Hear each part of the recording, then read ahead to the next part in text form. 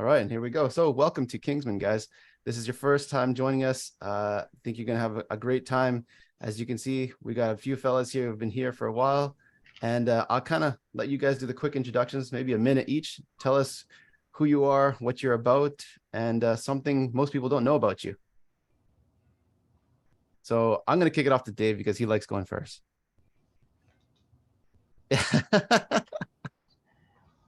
Yes, I always love going first. I'm surprised not Andrew saying, I think Dave wants to go first.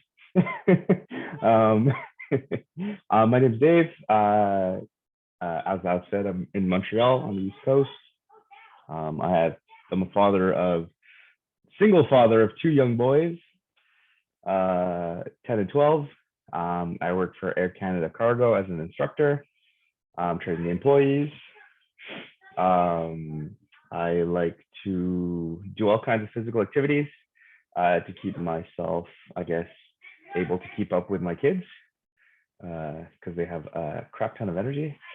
And something you guys might not know about me. I'm an open book, man. I'm trying to think.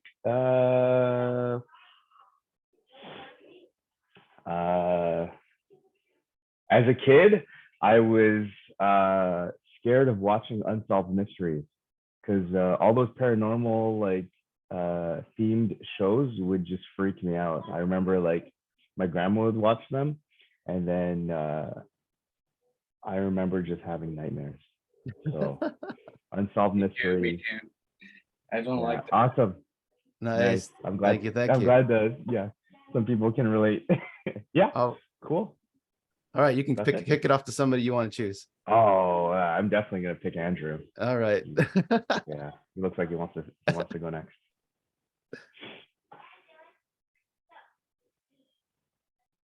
How you doing, guys? Still single, and just came back from Korea. I haven't seen you guys in a while. Yeah, almost a month, and I was out just checking out a few things in Korea, but spending most of my time with my father, who's in Korea. And I did go back in springtime, and I just noticed that I think I should be spending more time with him, and when I do, and I like spending time with him. So just looking at different ways of spending more time in Korea with not trying to pay so much for airfare. Other than that, I teach. My whole background is fitness and martial arts, and running a consulting company right now, and that's just where I'm at right now. All right, perfect. Thank you. Yeah. Go ahead, pass it off to a guy of your choice. How about Ed? How's it doing over there in Orange County? Yeah, hey, hi guys, nice to meet you. Yeah, I'm actually, my wife and Alex's wife are very really close. Alex was like a host at my wedding, so glad to see him. Yeah, he just invited me, so check you guys out, see what's this all about. Let's see. I'm a finance manager right now at a 99 Ranch. I think it's for you guys. It's like I think a TNT up there. Yeah, one of our like major competitors. It's like a Asian grocery market. We're like a few $1 billion in sales. I report to the CFO, so it's like pretty busy, pretty hectic for me. See, I have a Thai wife. My first kid is due on Saturday. And see, for sports and stuff, yeah, I was on the high school basketball team here. Still try to stay fit, try to hit the gym as well once in a while, just kind of carry on that that athletic ability or so called. And then yeah, that's about it. That's about me in a nutshell. Nice. Thanks, Ed. I'll let you kick it off to someone else. Let's see. Did we do Jad? Let's do Jad. You're top on the list. hey, how's you guys? Hey, Good. first of all, I have to sorry about my English barrier. Okay. All good. Yeah, my name is Jack. I'm 34 years old, and I've been here about like 20 years. my wife just got into Canada for a year, and then we have 1 kid already. And then I like going outdoor activities, all outdoor activities. I love it. Summer fishing is the most like activities that I always go. So Yeah. and I work in a warehouse right now. My position is lead hand. I think I'm doing okay. I hope I can do better over here. What else? So I'm gonna throw Yeah. this in too, guys. I was talking to Yeah. Jack yesterday, and this guy, you talk about foodie. This guy's been dealing with all the Thai restaurants here in Vancouver. Yes, and also in Vancouver Islands as well, like Victoria and Nanaimo. I've been going through all the Thai restaurant because when you go to business, you gotta have to call everybody, right? So let's see if they want the ingredient and stuff like that. But that like 2-3 years ago, but the connections is still there. Yeah, good. So as you can see, Dave's smile just grew 3 times because he's a big foodie guy himself. So is Alex here. Nice. So you're gonna get to know them a bit better here. Yeah. I'll feed you guys a good food. Don't worry. Apparently he's a good cook too, guys. So Nice. all right. I think that's it for me. Oh. Well, we can learn all about each other pretty soon, I guess. For sure. All right. Last but not least, Foot, go ahead. I'm Alex as well. People call me Foot, nickname. In terms of work, I'm a development manager in real estate here. I also have, I'm a co-founder at my business, which is a storage business. We have facilities in Vancouver, Toronto, and going to be Chicago in a few months. So that's kind of me here. What people don't know about me is like, I don't know, I keep myself very busy all the time. And I'm pretty obsessed with obtaining deals. So deals on anything and everything. That's kind of me in a bit. Yeah. Nice. Love it. I mean, I'll introduce myself really quickly. You guys probably know me fairly well. Alex, I run men's groups, and I love connecting people, building communities. I do coaching as well. And something most people don't know about me, I would say that this OCD side of me, if you see my office, I'm not going to show you now, but it's maybe I can. Everything is in order. Everything has to be in line. Otherwise, I feel antsy and get frustrated. So having kids, as you can imagine, have toys all around the house. Oh man, I'm just like, I'm gonna drop somebody when I get home and see that. So I got to clean right away. That's me.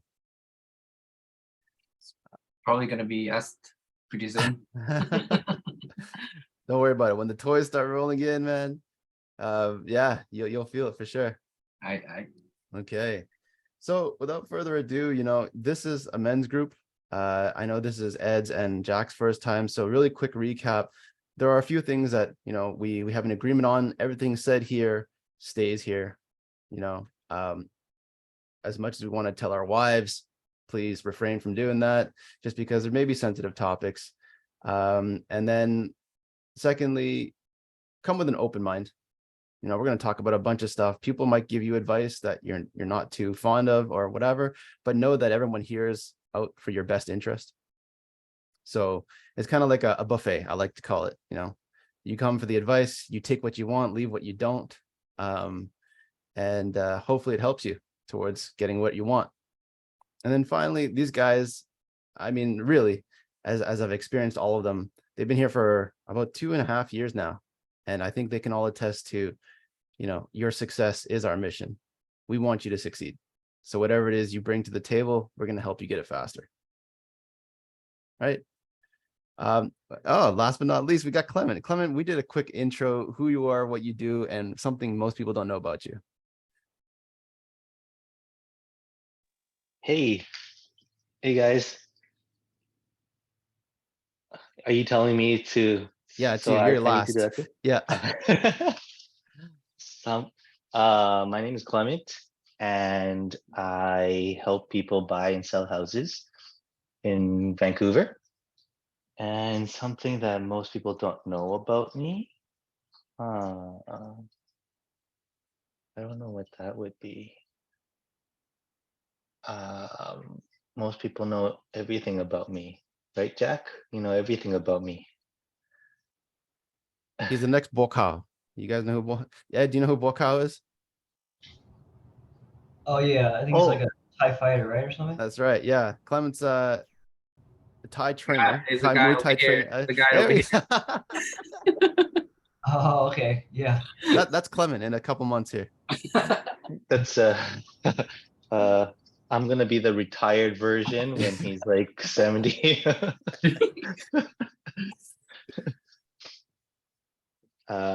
Yeah, no, I don't know what I want to compete in Muay Thai. Nice. Definitely we're gonna get you there. I still do, yes. I don't know if you, Jack or Ed, if you saw any of the posts, but me and Clement, we did a half marathon together. And that was, I think, a great jump off point because this guy, he endured. It was great. Oh, how was it? Ridiculously painful, but hey, it's okay. We survived, right, Clement? Yeah. And You guys the gonna do it last again? stretch, probably not. Not for now. All right, cool. So without further ado, guys, like I mentioned, we have a couple ground rules. Let's keep it that way. And so each of us kind of get a round. Because of the number in this group, we have about 15 minutes each. I will be the timekeeper. And as you'll see, I'll kind of wrap it up, but the conversations will be facilitated by me. And then we'll call on the resources of the group to kind of, give the insight, perspective, and things you need. So if you guys don't mind, we got some newcomers. Why don't we do one with one of the guys that have been here before? Then you guys get a feel for it, and then you can take a hack at it. Sound good, Ed and Jack? Yeah. Sure. All right, cool. So I know, David, you got to leave soon, so you can go first. What's something you want to work on, advice, or just want to be heard?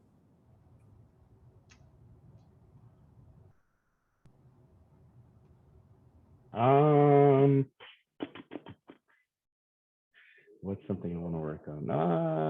Be heard. So, I think lately, like I went on vacation. I came back from vacation a couple of weeks ago, and I think before I went left on vacation, I was like feeling a little scatterbrained, a little everywhere. Thoughts were a little everywhere. Yeah, I think I don't know. I've just been feeling like I need more direction, and work has been good. Been traveling a little bit here and there, which is cool. But yeah, I feel like I'm not even in control sometimes with my own life and my children. So it's been like ongoing. Like I always talk to you guys about like my ex and how she's very much hard to work with. Like there's no compromise for her. It's either you have to go her way, and that's it. There's no compromise, and it's getting to the point where it's like, I always tell myself, okay, well that's just the way it is. This guy have to work, and I always try to think that of course, I do everything for my kids, for their lives, so that things are just easier. But sometimes, like, I don't know, I feel like I'm getting like there's no compromise from her. There's no compromise from so I get a lot of help from my parents, especially my dad. And this summer, I've been split with her for the last 4 years, and every summer, like clockwork, as soon as the kids finish, there's like no conversation. It's just they're staying with your dad or with me, and you're figuring it out like watching the kids. And every time I'm like, well, can't you just be responsible and figure out your shit? you know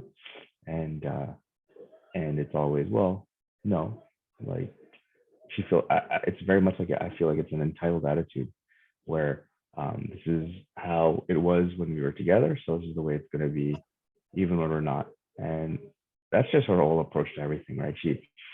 I'm not the only person that she kind of just, I feel like, takes advantage of this or has an entitled attitude. Like, I'll give you an example. My son, one of my sons has tutoring every Saturday. And I remember one time, like, maybe like half an hour or 15 minutes before he has to go to a tutoring session. And usually my dad's the one who's always taking him every Saturday. He kind of is taking care of that. The one weekend where I think my ex was supposed to take care of him, like 15 minutes before, yeah, she has to be there. He has to be there. She's like, well, he's not coming because he has, I don't know, like a birthday party or something due. And obviously I found that very disrespectful to the person that's helping our child and his development in school. And it's just the way she is. And now I remember telling her, I was like, well, that's not cool. And then I would tell my dad the same thing. And my dad has, obviously in his mind, I've told him, I'm like, well, can't you just say no, or like just make it be some kind of boundary? And he's like, no, obviously I want to take care of my grandchildren, and I'm going to make it as easy as possible for them.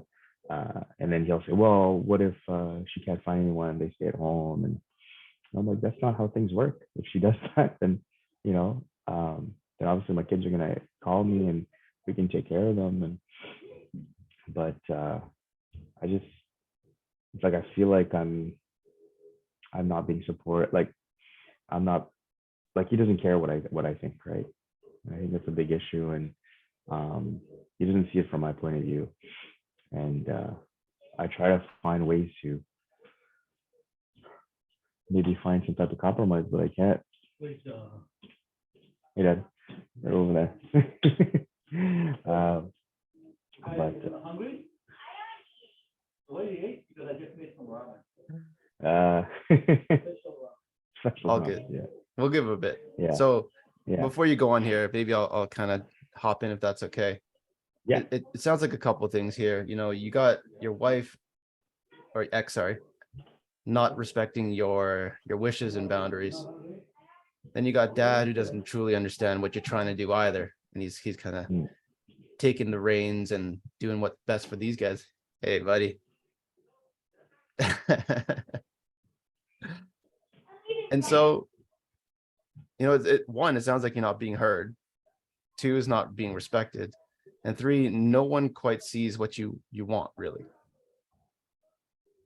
So if you could have it your way, what would be the exact thing that you would want to kind of implement?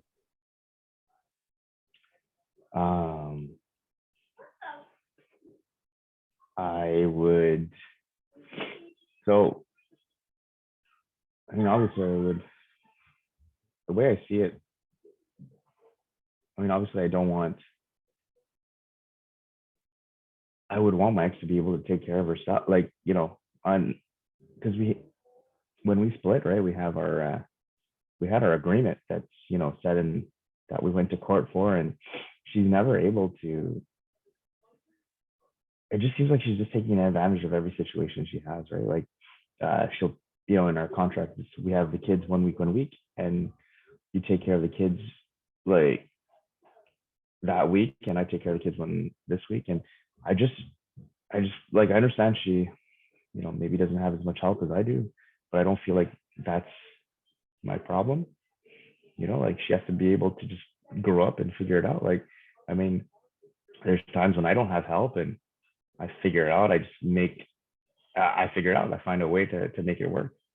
And for her, like, she doesn't even try. She's just like, okay, well, I have David and I have my ex-father-in-law to take care of everything. That's just the way it is, Since we've spoken, and I hope it's okay with you, Dave, to kind of bring this up. Mm-hmm. Please stop me if it's not. This shared custody thing, it's never been clear cut for her, and she's never followed it. You've always expected her to respect your wishes and the agreements and the legal documents, but this girl's always kind of throwing you under the bus and really just has taken advantage of you and your family. Nothing has changed for about a year and a bit since we started talking. Yeah.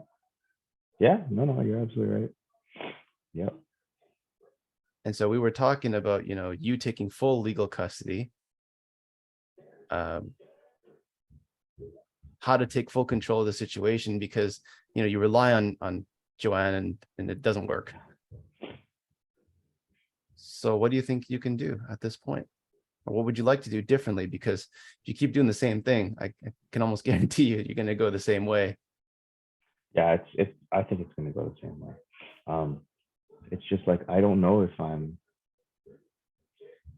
I think I get in my head about everything that's happening. And, at times I feel better and I'm like, okay, well, I can take this on. And then I think at the moment right now, I'm like, well, I feel overwhelmed and I don't see myself, being able to take care of them full time. Right. Like I have, my own stuff I got to deal with. Right. Like, so yeah, I think I don't want to have them full. Like I know at first I was telling you guys, I was like, well, I think maybe that might be the route I might have to go, but it's not what I want. So I want to work with her to, like, I mean, it's the way it is, right? And I just find like I'm getting bogged down on sometimes what happens I feel is like unfair, and I think I put so much weight on it. Like I remember asking my kids last time, or they were saying something about something their mom said, and I was like, well, why is she speaking negative to me? Speaking negative about me to my children, and the things that she says, like it blows my mind, and I'm like, I sometimes think to myself, and I feel negative about it. I'm like, I would just be so much easier if she just wasn't here. She just figure out her stuff and just leave and just do something else. So, I mean, it wouldn't be ideal for me, but at least I would have I could fix some type of, I could have some type of structure and understand what's happening. But she's just so over like everywhere that, because sometimes she'll communicate and she'll be like, oh, can you watch the kids here? And I'm like, I feel like I have no choice. I never have a choice. It's just whatever she does, I gotta deal with it, and that's it. And there's no compromise. And for me, it's hard to be able to accept that. I think that's my issue. I don't know if. Yeah, no, I hear you, man. And before we go on, I want to say, I met your kids the other time you were here. Great job. Like I say this sincerely, your kids are phenomenal. The little guy is so loving and caring. Dylan, this guy, he's a sensitive guy. And you can tell that just by this short interaction. But I see the love and the care that you give them, and it is very apparent. So regardless of what you're going through, keep doing what you're doing, because it's working. These guys got a good support system and a good role model to look up to. Appreciate it. Thanks. What's up?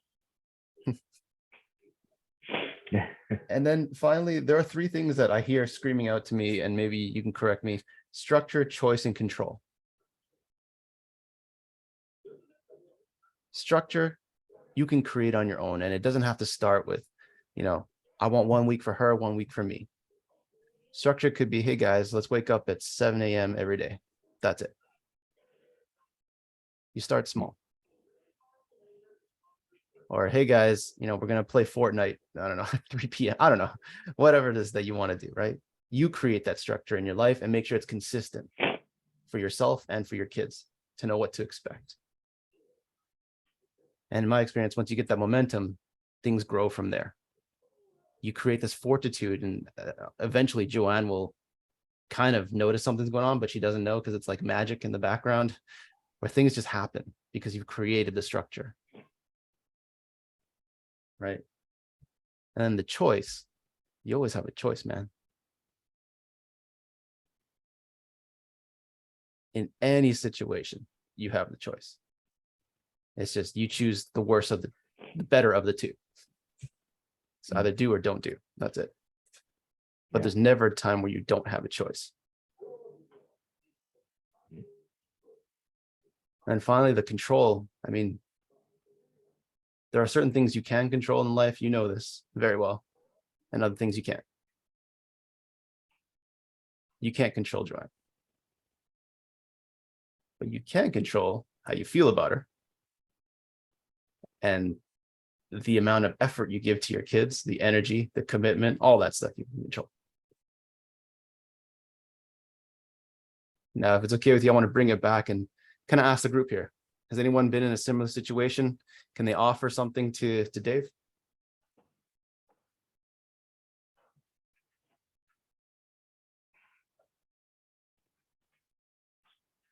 Or maybe you've heard of a story similar to it, know somebody just like this?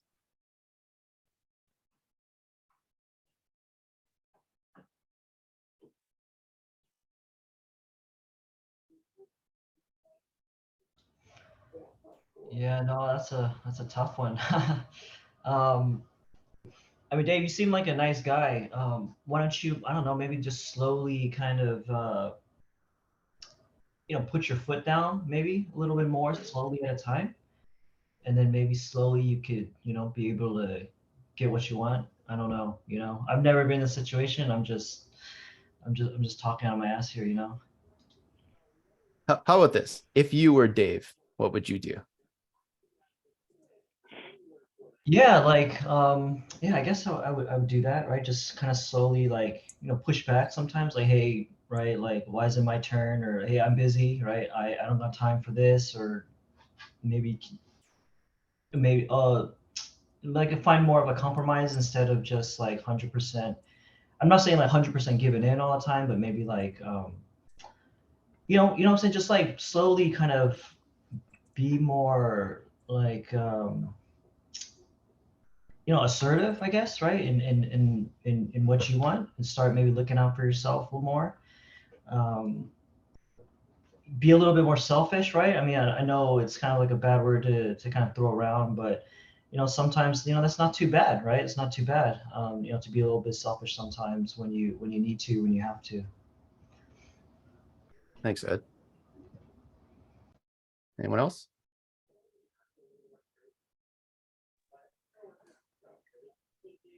I haven't gone through anything like that personally, still being single, no kids.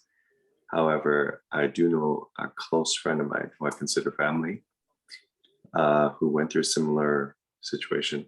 He's gone past it. He's now, remarried and has 2 kids. However, watching him go through that and being stressed and being an angry person, and he's not an angry person, he's an awesome person.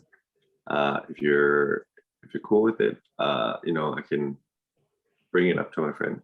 It's a family friend, and just be like, hey, if you guys want to connect and see if you guys can talk or communicate or help each other, I'm just like, hey, that'd be cool. He has more information, and I'm sure. Well, my friend, he's always a helpful person. However, it is personal. It is personal information, so it comes to if you're okay with it, you're comfortable. So just let me know if you want me to reach out. I can connect you guys. Yeah, cool. Thanks. Yeah. Thank you, Andrew. That's very kind of you. As you can see, the group is not limited to who's here. Okay, Jack and Ed, our contacts also become part of it. We can reach out, connect you guys. And hopefully if that does happen, Dave, you get some new insights, some new ideas. Sounds like he came out through just fine. So yeah, hopefully you guys can connect and learn something from him. Yeah, thanks. No, appreciate it. Yeah, I'll reach out to Andrew. Thanks. And thanks, Ed, for the advice. I think definitely being more assertive might help a little bit. I always think, well, kind of like when Alex was saying that I always have a choice. It's just that's it. I'm thinking, well, I don't, because they're my children, but I think, like you said, maybe just saying that I'm busy, because it's it. Like it's so disrespectful. I find it so disrespectful that it's always her time. Like she can figure out, like she can't figure out her work, so, or she's doing something, so hey, my time is not as like her time is more valuable than everybody else.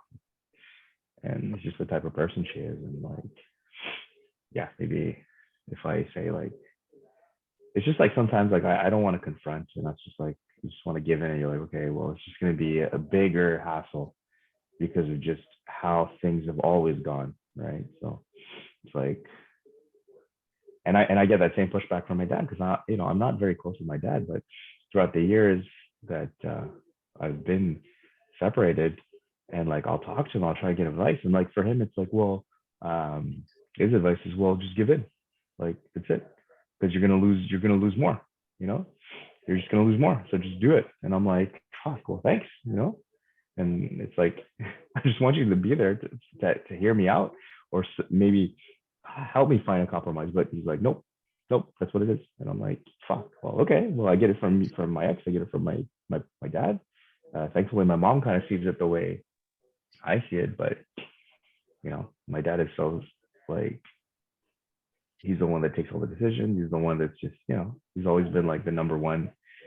And it's like, okay, well, thanks, you know. So you're not like, I understand you're supporting me to help me watch my kids, but you still like, you don't respect my wishes. And I'm saying to you this, like sometimes I don't even feel like a dad sometimes, you know. It's like, fuck, well, why don't you take care of them then, you know? Yeah, so that's the way I'm feeling it. Well, man, we were talking about control, so I'm being cognizant of time here. Yeah. What's one thing you can commit to from now into the next call that will give you a bit more control? Yeah, I think just got to focus on myself. Focus on I yourself. think those, yeah. I think that's it. I think that's one thing I haven't been doing is I've just been like this whole summer I've just been scatterbrained everywhere, and I say I'll do something and I don't, and then I'm like, I give myself outs, and yeah, I don't just with everything that's happening, and you know, I can't really plan because sometimes just things come up with her, and you know, it pisses me off. Like I put so much weight into it, and it pisses me off, and I'm just like, you know, I really focus on those things, and I think it's hard. I'm having a hard time trying to let go. So I think like you said, maybe just waking up. I think going to school as well. I think the kids going back to school next week is going to help me out because it'll put me back on a routine. I think this summer just kind of messed with me because that's it. Like I'm always just trying to find stuff for us to do, and you know, and then I get bogged down because it's like, oh, last minute I got to figure this shit out, and I don't have anything for myself and no time for myself. And yeah, I think the school.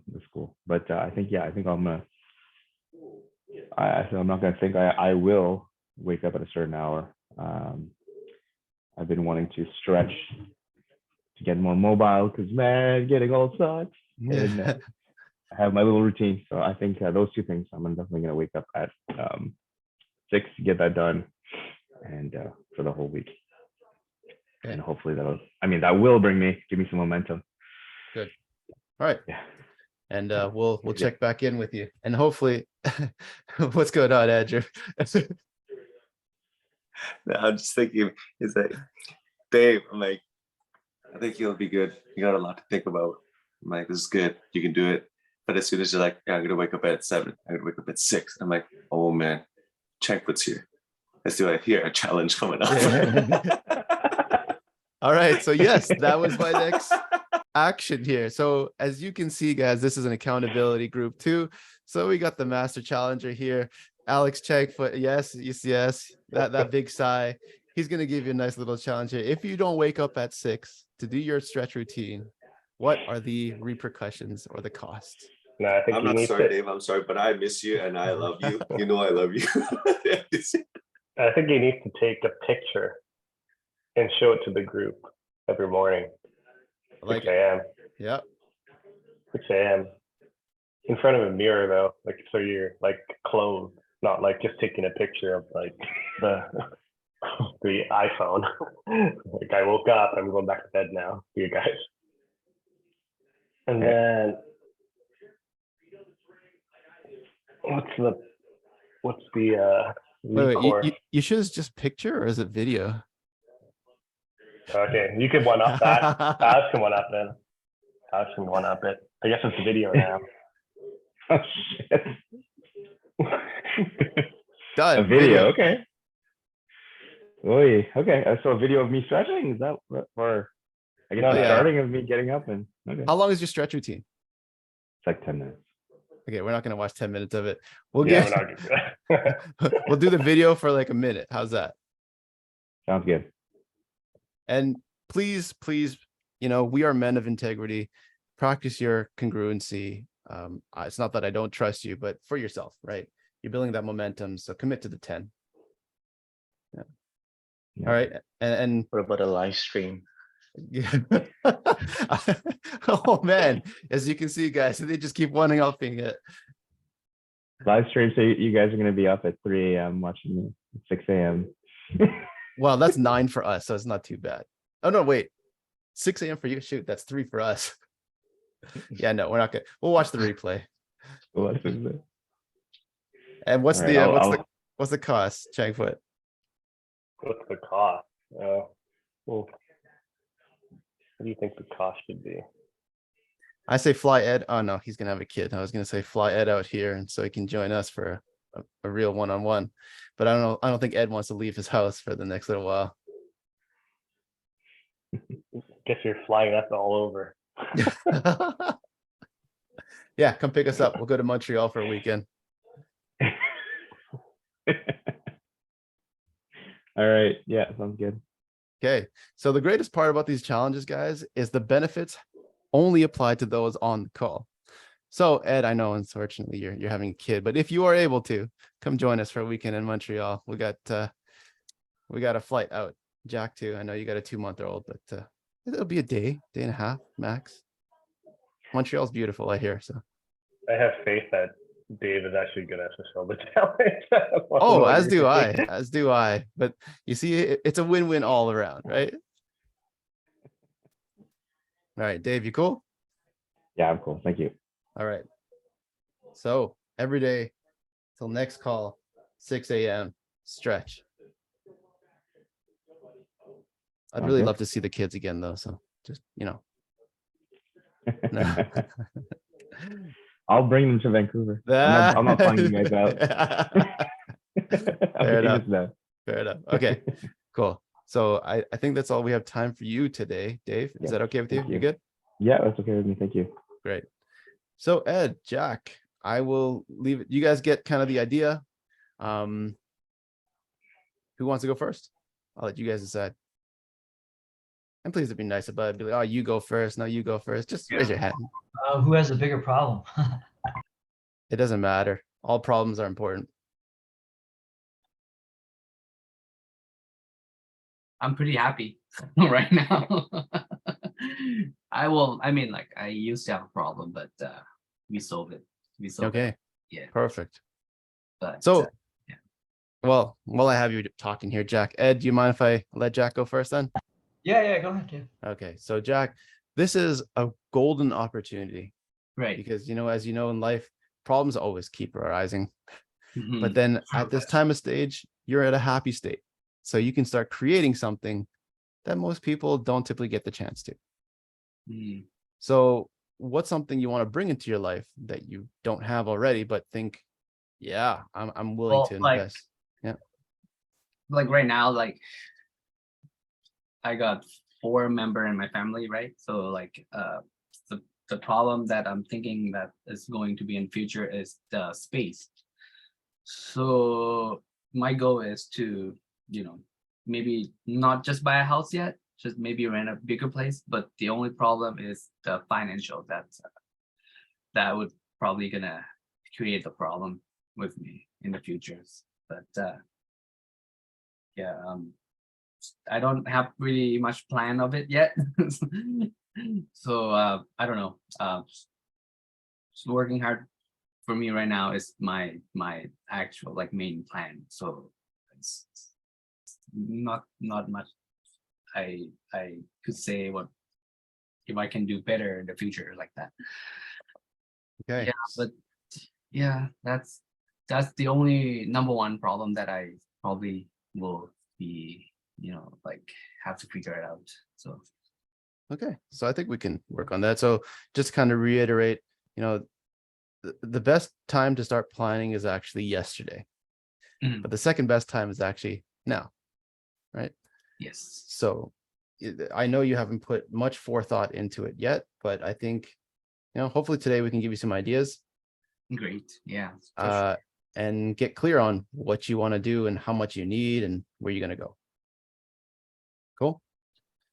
So luckily we have a veteran real estate agent here.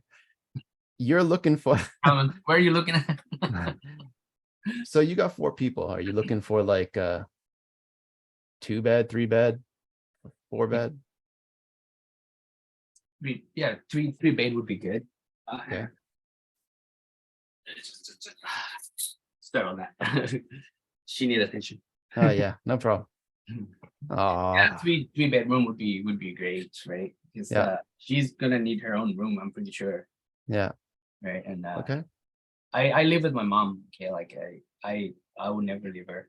Yeah. 'Cause, she's the one who brought me here, and I gotta be the one who taking care of her, of course. Okay. Yeah. This is Alicia, right? This is Elisha. Yeah. Alicia, how's it going, girl? Good to meet you. Mhm. What a cutie. So 3 bed. Clement, what are we looking at roughly for monthly rent? Maybe I moved to Montreal. Oh, if you're willing to do that, yeah. So Yeah, that's I go to Montreal once a year because my cousin live in the what's he called, Sudbury. okay. So Nice. yeah, maybe we can meet someday in the future there. So Yeah, coming back to absolutely. it, yeah, great. What are we looking at, Clement, roughly? For rent? Yeah. And sorry, we- I should clarify, Jack, you want to stay in Richmond, or would you be willing to go somewhere else? To be honest, I love Richmond, man. Okay. I love Richmond. The only thing is getting expensive everywhere. Mhm. Everywhere. Not just in Richmond, I have to say. Okay, so I like I really have a plan to open a restaurant too, but not here. Yeah, but that is, I don't know. I can't see my future yet. So when okay, so let's find the place first. yeah. Ideally, you want to stay in Richmond, right? Okay, so Clement, what's the average in Richmond for 3 bed? But you're looking pretty high. You're looking at over 3,000 right now. Yeah. Yeah, like a There townhouse is- can be for There 4K. is the house cooperation that I might be able to get into, but the waiting list is like 2 to 3 years. Okay, so But you're willing. You know the house operation? You Clement? guys don't know the house operation is? Co-op, yeah, I do know house. Yeah, co-op. They You are have to go ahead. they are like, I was looking at the price. They are like, you can pay like 1,200 for like 3 bedroom. But then like, I'm pretty sure I'm capable with it. Because I'm the only income in the house, right? So Mhm. what they require is the whole family income. So yeah, Hmm. I did apply for it. It's been half of the year, so it's probably a long way to go. Long list. Mhm. So you said 2.5 years? Wait. They were, yeah, my friend he had it after 2 years. Okay. Waiting. So Let's look at the root of this. You applied for about half a year now. So say it is another 2 years. Are you good to stay where you are now, or is moving to a 3 bed really important to you right now? well, I don't know, in the next 5 year or 4 year or 5 year, I think I probably gonna need. Right now, the place that I'm staying, 2 bedroom, is good enough for 4 of us. Yeah, but in the next 4 or 5 year, when this baby's grow, and I'm planning to have one more kid, so that's gonna create a little more problem with the space. Okay, so give me a date. 2023 years from now, so 2026, you need a 3-bed. Yeah. And roughly, what does that translate into in terms of additional income per either month or year? My income. Yeah. So whatever you're making now, say, assuming you're taking inflation into account, you want to make maybe, I don't know, another 30K to be okay with this. Yeah. Right now, with the overtime, I make about roughly four grand. Mhm. Mhm. Which is okay, just enough, no saving, enough for me, my family, and for me to hang out with friends, just that. So say, like, ideally, what do you want to make? An extra 2K a month, 3K a month? That would be great. You decide. I cannot decide because I don't know how much I can make. You know what I mean? Like, Well, here's the thing. So the sky's the limit. You can decide how much you want to make extra a month. It's also how much you're willing to give in terms of time, energy, and your focus, right? mhm. I So, would say, yeah. I would say 2 to 3 more grand would be nice. Okay. Mhm. So that is a great number. Now we kind of have a target to hit. Now, because we have so many very well, seasoned guys here, Mhm. I think we're all in the game to make it a little extra cash. Right. Right. So I know some have done Uber. Others have other side hustles. Maybe if this would help you, Jack, maybe I can ask the other guys, what are their side hustles and how much they can expect to kind of make from that. Mhm. Okay. Yeah. Sure, man. All That'll right. be- Thank you. So who wants to go first? Ed, do you have any side hustles?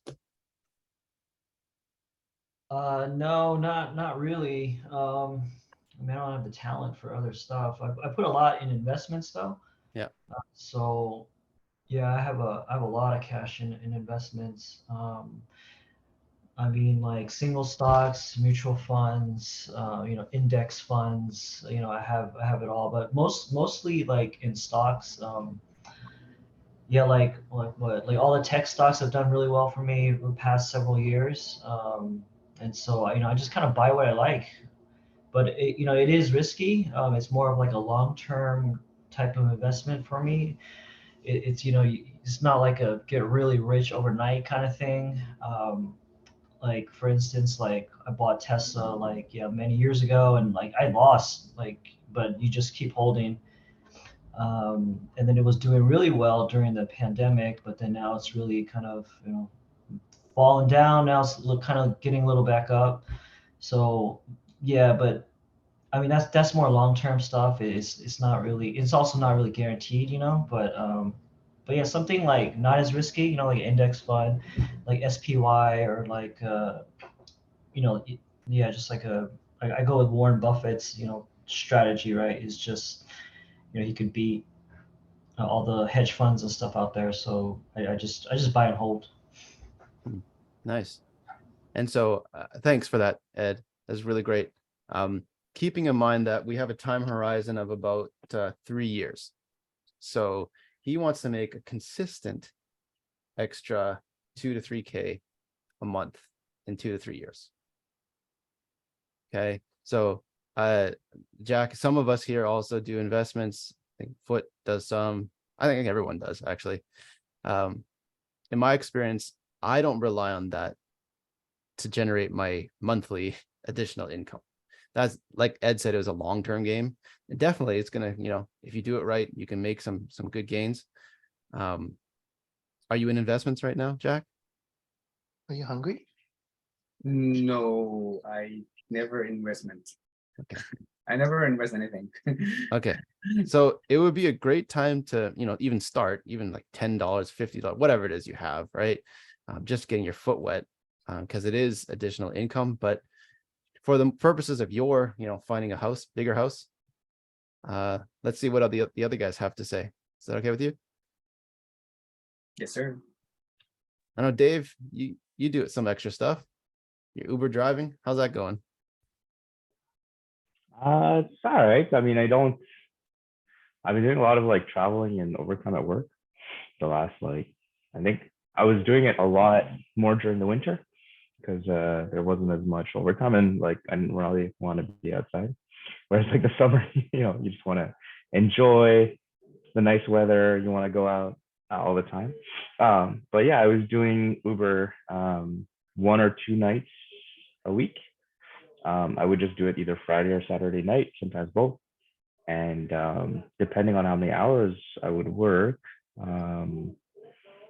yeah, like my goal was to make about 1,000 or 1,500 in the month. So 1,000 I could easily do if I did one day. If I did one day or one night, let's say one night a week, which is pretty good. And what I liked about the Uber was I get to do it whenever I wanted to. So like, let's say, I don't know, I didn't have that kids that weekend, or the kids were at home with my parents, and I just needed some time for myself. Because I said, I found as well, the Uber was, because I like driving and I felt like I was just making money, not doing anything. Like I was just driving people around, and for me, I was like, well, this is super easy. I don't have to think about anything. A lot less stressful than my job, and usually taking care of the kids. And it was nice that sometimes I get to talk to some really cool people. You know, there's also the social aspect of it, as well as able to put like a lot of deductions for my income tax towards it, like my car, my cell phone, anything I did with the car. So let's say if I was getting like car washes and stuff like that, I bought like winter tires, and got a nice return at the end of the year. And then I was able to put that towards like some debt, and also like I went on a trip. I went on a cruise a little while ago, and yeah, so yeah, all in all, it's not too bad. Yeah, I think now that it's getting a little colder, I'll probably be doing it a little bit more again.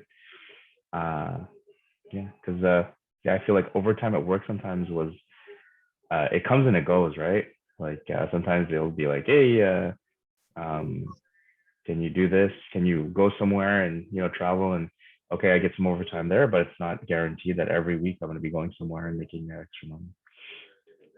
So Nice. that's what I like about it. Yeah, and yeah, that's pretty good. Stay.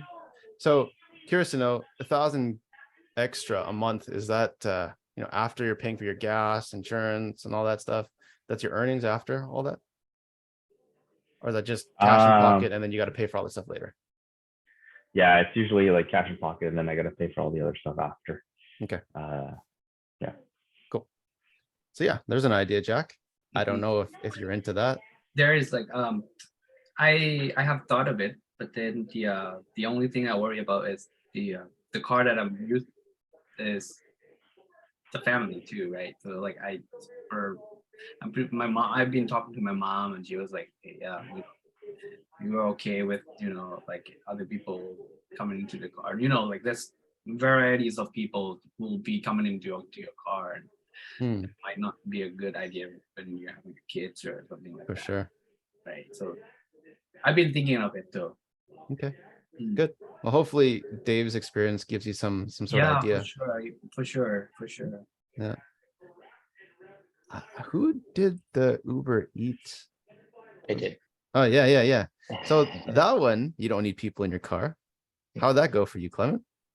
It was fun. It was kind of good time to be alone and not have to think about anything, and it was just like clockwork.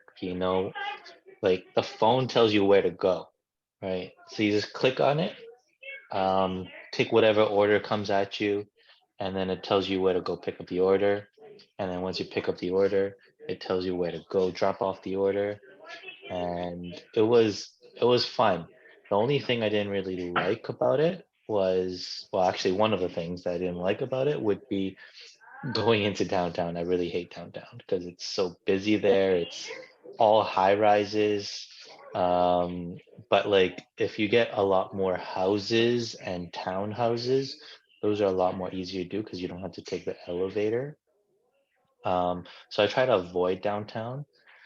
Um, and also the pay, it can be good, but expect it to be similar to minimum wage. That's what I see. Um, I mean, I'm lucky because I'm driving electric, so I don't have to pay that much for the energy to get to places. But definitely you'll need to think of the costs of gassing up as well too. But in the end, you can write it off, right? All the expenses that you use for it. So you can write off the gas part of it. But yeah, it was a lot of fun. It was like time by myself, and I could think. And in a similar way, it's kind of meditative. Nice. So yeah, Jack, that's another idea.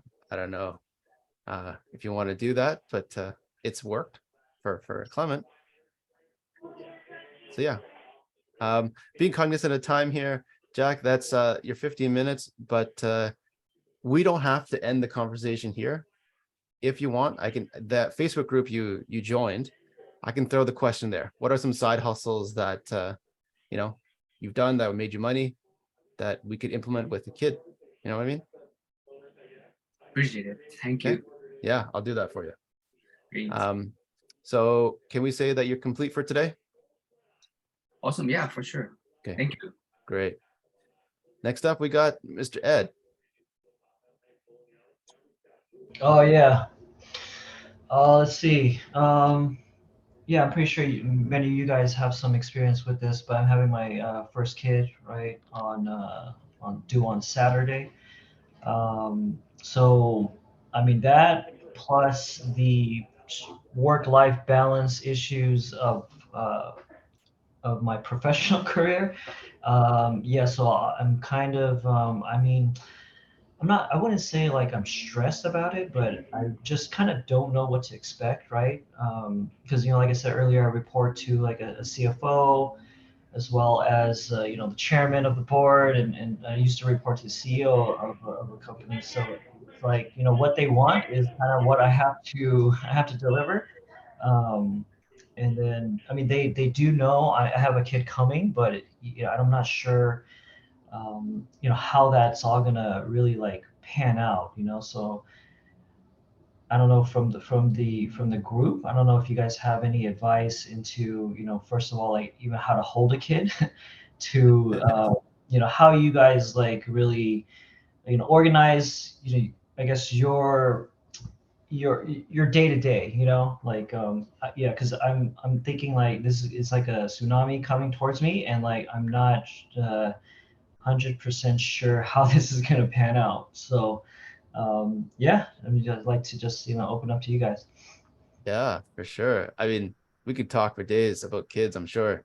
Why don't we start with Jack, because he is the youngest, I think, out of all of us, right? 2 months.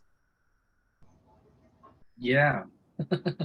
Oh, my kids has been pretty good so far.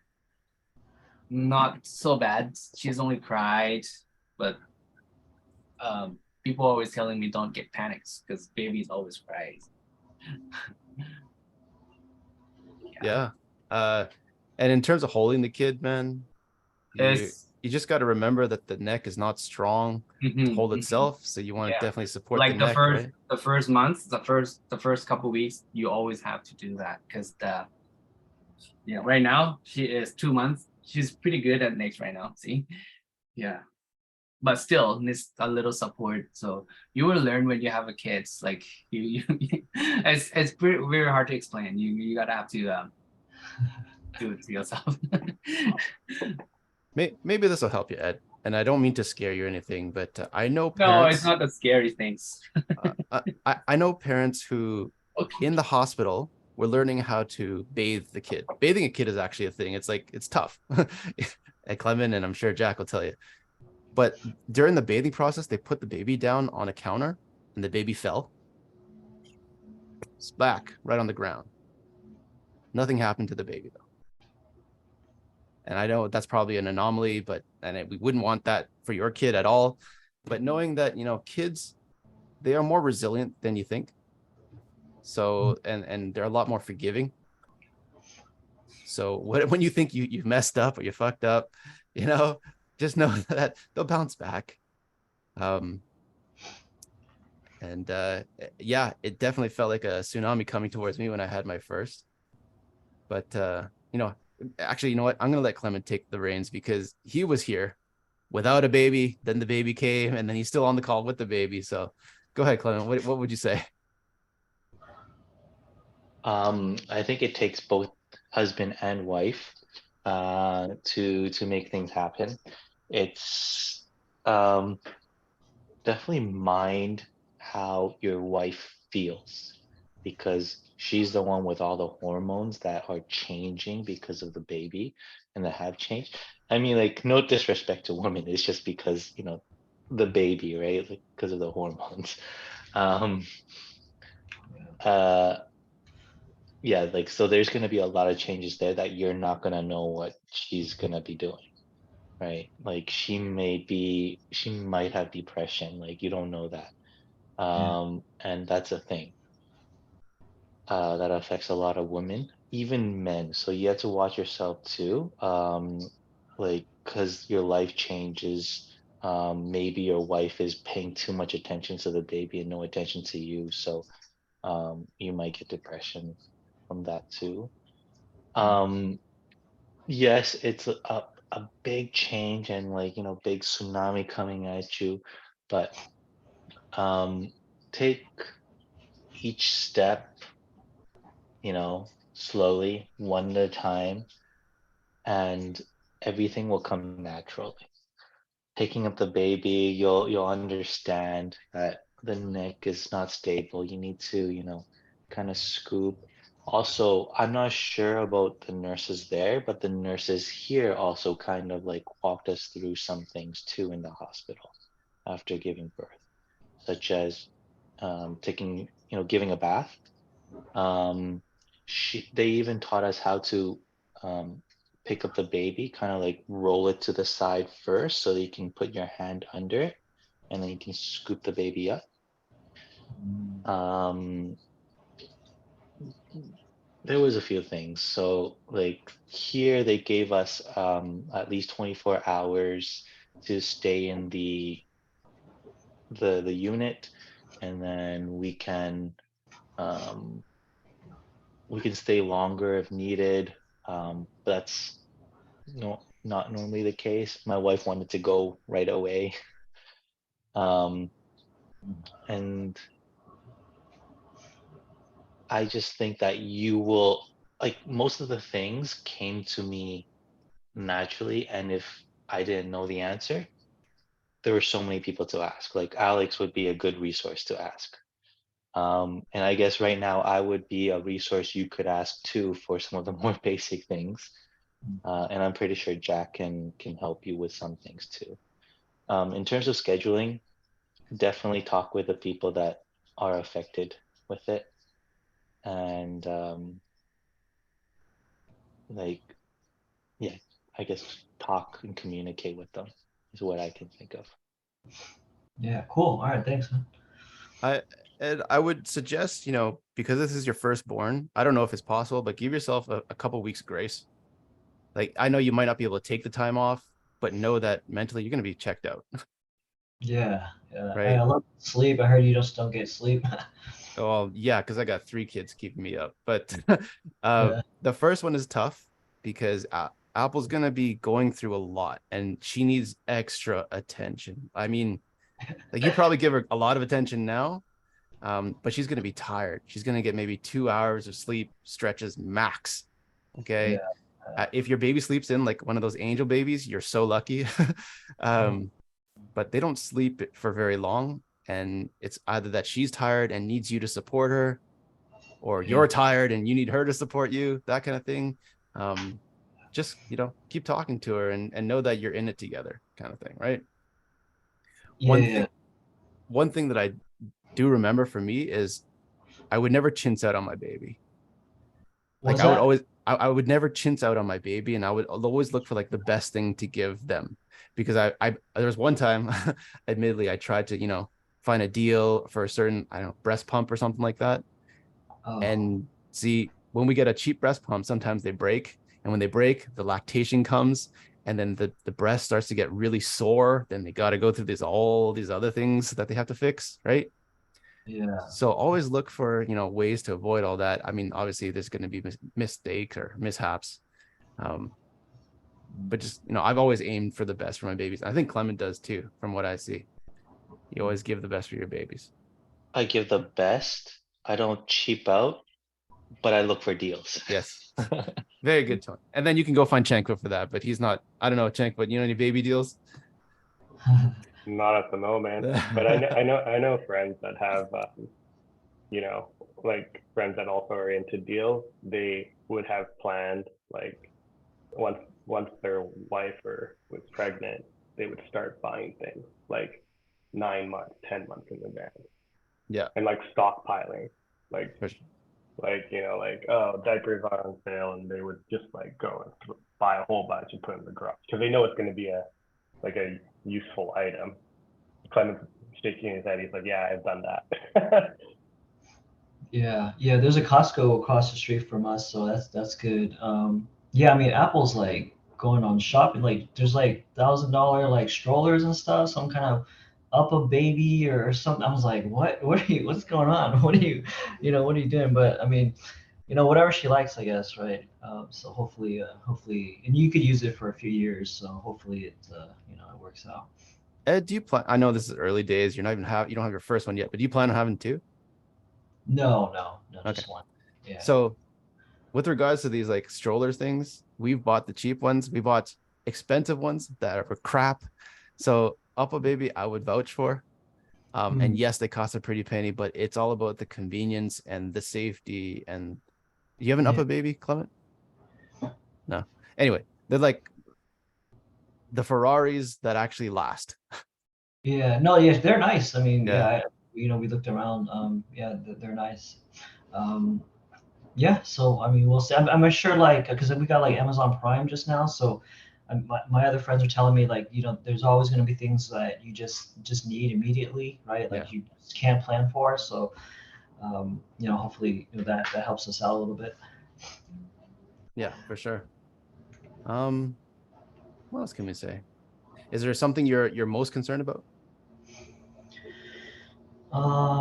Yeah, I mean, I guess just to sleep. I mean, how do you guys do like the sleep training stuff? You guys have like a schedule, right? Because I see like, sometimes scrolling through Instagram, they have like these, like what, like 7 o'clock wake up, 8:30 feed the kid or something, 9 put the kid back to sleep. I don't know. Do you guys, does that stuff really work for you guys or no? So for me and Lewis, we follow a schedule pretty strictly because babies rely on structure, right? Depending, you'll get the rhythm once you have the baby home for about a week or a week and a half. You'll know how long they can sleep for, what the stretch is, and then that's when you start the timer. So for Naomi, she does every 2 hours when she first came out. So we would feed when she wakes up, put her back to sleep. Dave, see you later, bud. And then kind of go through that cycle all day. Your baby might be different. Excuse me. Like my best suggestion for you about the sleeping is sleep when your baby sleep. That's what I've been doing with my wife. Otherwise, you will get so tired. Yeah, totally agree with that. If you can, obviously. So like what, like 2 hours? So you sleep like 2 hours at a time, Jack? Yes, the first few weeks she wakes up every 2 to 3 hours, Oh, or man. even 10 minutes sometimes. Like because me and my wife were pretty tired of because at the beginning we don't want to sleep because we worry about the babies, right? But we learned after a while. So sleep when the baby is asleep is the best. Ed, did you do any research before baby? Did you read any books? No, like we took some classes. Like our hospital offers some classes. Yeah. Um, but I mean, I don't know. Like, yeah, they didn't teach like bathing or anything. It was just like more. We took like a breastfeeding class. We took like baby basic stuff, you know. But it wasn't like, I don't know. It wasn't. I don't think it was as helpful, you know. Yeah. There's a book called What to Expect in the First Year, Okay. and it's the greatest book Bible we've used. Hmm. I'll send you the thing here. And it's helped me and Lewis really figure out what to do, how to do it, not have to rely on the doctors or the friends as much, right? Hmm. And definitely worth investing in, like $20 or something. I put in the group chat for you. Okay. Cool. Yeah. And so really it takes you from 0 months all the way to 12 months, what to expect in the first month, second month kind of thing. And that's pretty spot on. Yeah. It's good reviews. Yeah. Yeah, I would say, Ed, be kind to yourself too. Yeah. Like you need your time too. So make sure Apple gets her time too, where you can collect yourself. When the baby's crying, I don't know about you, Jack and Clement. When a baby's crying all the time, it gets to the point where your head's gonna explode sometimes and you just don't stop. And you just gotta walk away for maybe like a minute. Um, I don't mean to scare you or anything, but it does happen. And you just gotta take care of yourself. Remember that. Mm. Yeah. All right. Yeah. Yeah. I wish it was a good like Thai massage here or something. That you need a good hour or something to get one a good one out of that. But yeah, really, you have now contact with all of us. So if you have any questions, throw it in the Facebook group.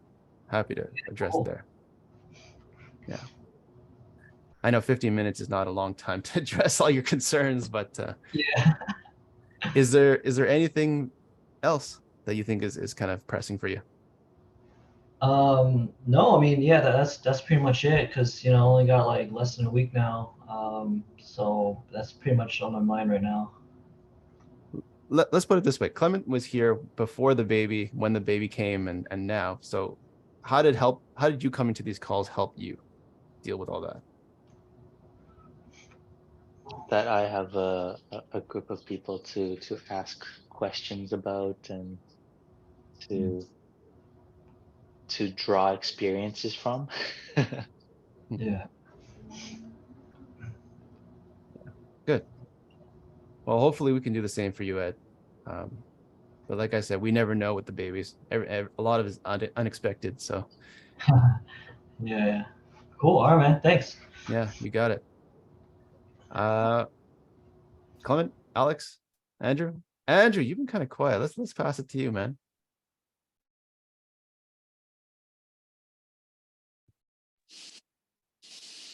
Yeah, it's kind of loud right now. So let me just hold up. We don't hear anything. Oh, really? Yeah. That's awesome. Okay. The rice cooker is almost done. It's just That's fine. okay. It's bothering me though. That's why.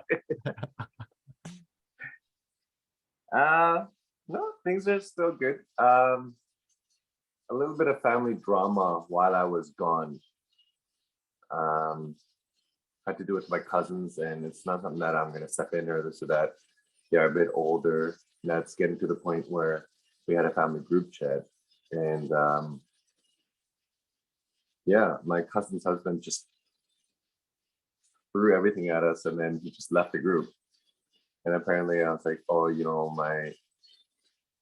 Long story short, he had to talk with his dad, but it was because my cousin confronted his dad and said, I think your son's cheating on me, kind of thing. I think it wasn't just a one-time thing. It's happened a few times and it's just built up. And I didn't know about that. I was just like, oh, I just thought you're going through stuff with your dad, and your dad just thought you were cheating on or you're cheating. But I'm like, wow, that's a lot of drama. And this is all going on when I was in Korea.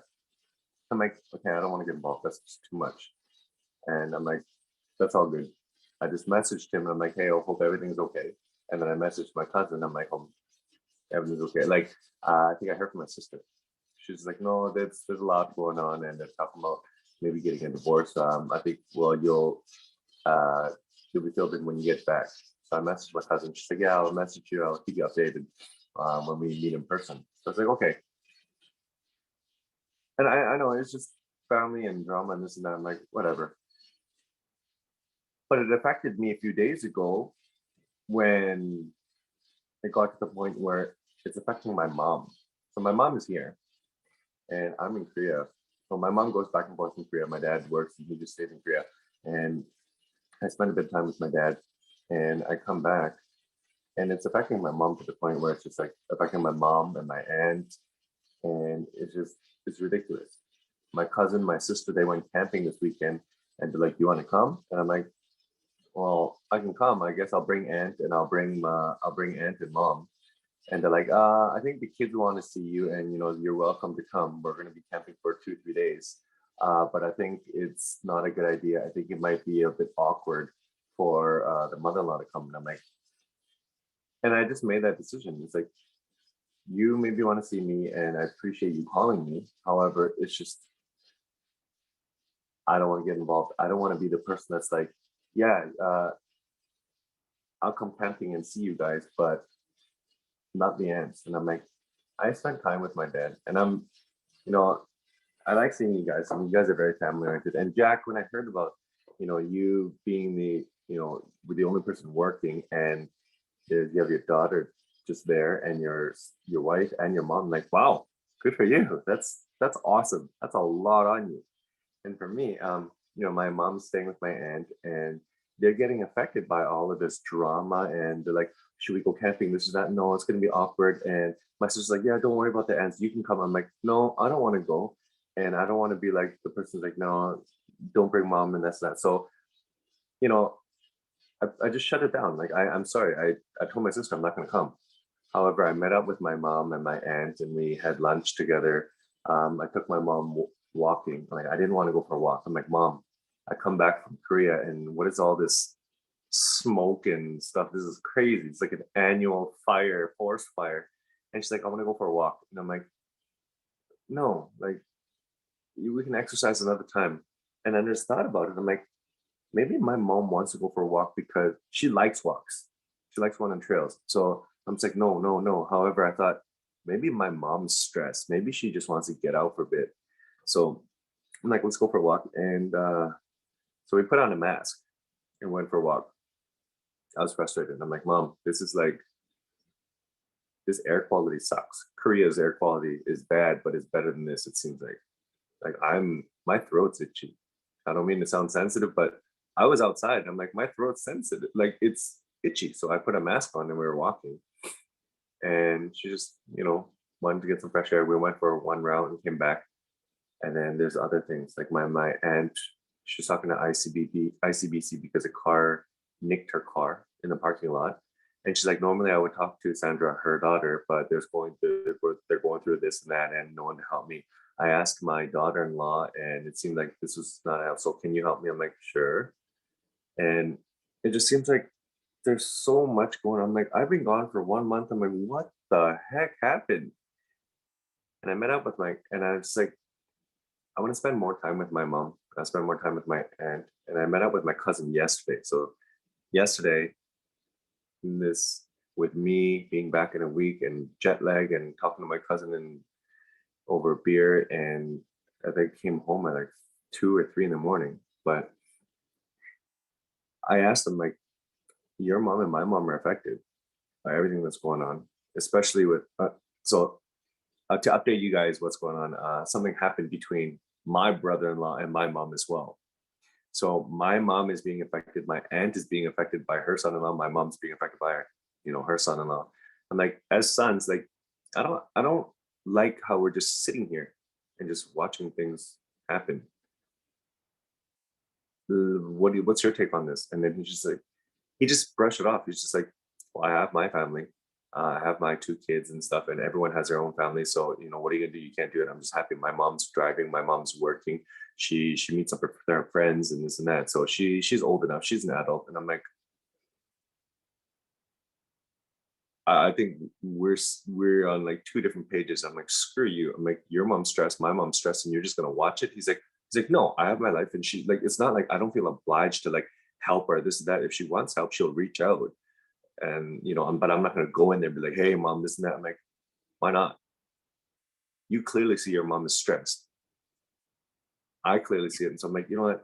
I think it's getting to the point where I'm like, maybe I just came and talk to the wrong person, and I'm like, you know what? Screw you. If you don't want to help your mom, I'll just help my mom. And if your mom wants to come because she's my aunt, then I'll do it too. But there's so much drama going on this. And it's like, what the hell is everyone doing? I'm like, with all their family drama and shit that's going on, your parents are being affected, your kids are being affected.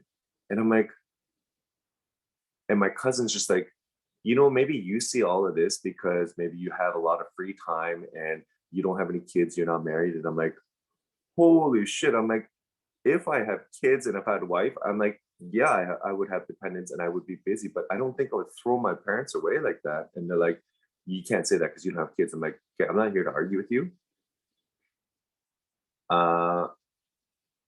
It's good to hear that, you have your priorities straight and, your family comes first. He's like, yeah, what about you? If your parents pass away, who's next? Like, who's family to you? I'm like, me. He's like, my sister, you guys. He's like, no, if everyone dies, you're the only one left. You don't have any kids. So that's why I'm like, I feel sorry for you right now. You should get married. You should have kids and stuff. And I'm like, hey, you know what? I don't know what's going on, but